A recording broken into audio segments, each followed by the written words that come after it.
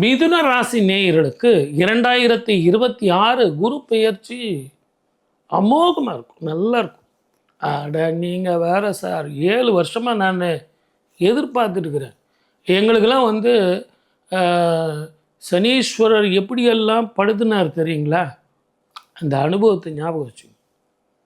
இனிமேல் அடுத்தவனுக்கு உதவுவீங்க, இல்லை அடுத்தவங்க விஷயத்தில் தலையிடுவீங்க. உங்கள் வேலை என்னவோ அதை ஒண்டி செய்யுங்க. நீங்கள் கேட்க மாட்டீங்கன்னு எனக்கு தெரியும். இருந்தாலும் ஜோதிட ரீதியாக நான் சொல்ல வேண்டியது சொல்லிட்டேன். இந்த மிதுன ராசிக்காரர்களுக்கு குடும்பம், வாக்கு, தனம் என்று சொல்லக்கூடிய 2ஆம் வீட்டுக்கு உச்சம் பெற போகிறார். சார், எல்லா ராசிக்கும் குரு மாறப்போகிறார். எல்லா ஜோதிடர்களும் யூடியூப்பில் அங்கே இங்கே எல்லாம் சொல்லிட்டாங்க. ஆனால் உங்களுக்கு மட்டும்தான் குரு உச்சம் பெற போகிறார்.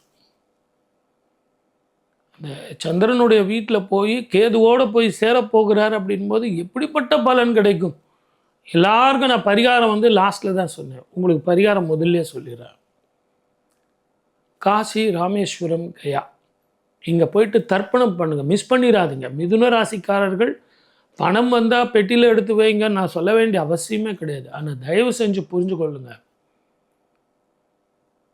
அந்த 21 தலைமுறைக்கு பிண்டம் கொடுத்துட்டு வாங்க. இந்த காலகட்டத்தில் நீங்கள் கொடுக்கறது 100 மடங்கு மாறும். அதனால் மூதாதையர்கள் உங்களுக்கு சந்தோஷம் அடைவார்கள். மூதாதையர்கள் சந்தோஷம் அடைவதற்கு மட்டும் இல்லை, அவங்களும் ஆண்டவங்கிட்ட வந்து கையேந்துவாங்க. என் பேரன், என் பேத்தி, அவங்க குடும்ப கிரகத்தினால அவ்வளோ கஷ்டப்படுறாங்க, கொஞ்சம் உதவி செய்யுங்க அப்படின்னு இறைவனிடம் கையேந்துவார்கள். நீங்களும் போயிட்டு சுவாமியை வழிபட்டீங்க அப்படின்னா சீக்கிரமாக உங்கள் பிரச்சனை முடிஞ்சிடும். பூர்வீக சொத்துக்கள் கிடைக்கும். மூதாதையர்களில் இருந்த அந்த சொத்து வந்து உங்களுக்கு வந்து சேரும். கணவன் மனைவி பிரச்சனை தீரும். குழந்தை பாக்கியம் கிடைக்கும். வீடு வாசல் அமையும். சொந்த வீடு, ஒரு ஃப்ளாட் வச்சுன்னுக்கிறீங்கன்னா சொந்த வீடு அமையும். பழைய கார் வச்சுன்னுக்கிறீங்கன்னா புதிய கார் வாங்குவீங்க. இப்படியும் உங்களுக்கு புதுசாக வாய்ப்புகள் வந்து உங்களுக்கு தட்டும். வியாபாரம் பண்ணுறவங்களுக்கு பணம் ஃப்ளோ வந்து நல்ல அருமையாக இருக்கும். ஆனால் தயவுசெய்து நல்லா ஞாபகம் வச்சுங்க, ஷேர் மார்க்கெட்டில் இருக்கிறவங்க மெட்டல் கொஞ்சம் வாங்கிறத அவாய்ட் பண்ணிங்க, ஆயில் வாங்கிறத கொஞ்சம் அவாய்ட் பண்ணிங்க. இது உங்களுக்கு மட்டுமே இல்லை, உலகத்துக்கே எல்லாருக்கும் உள்ளது. இதுக்கு ஜோதிடம் சொல்ல வேண்டிய அவசியமே இல்லை.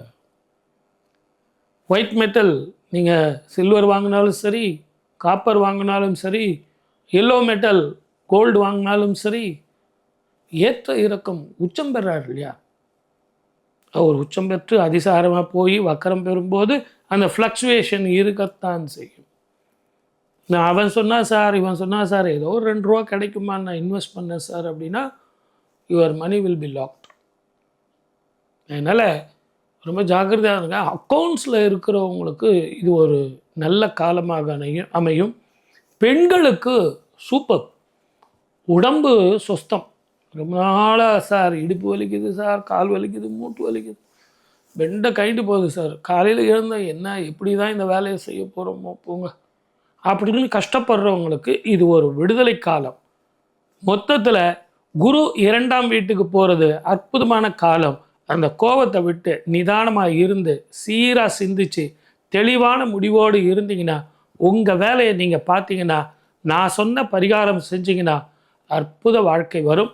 வாழ்க வளமுடன். All the best.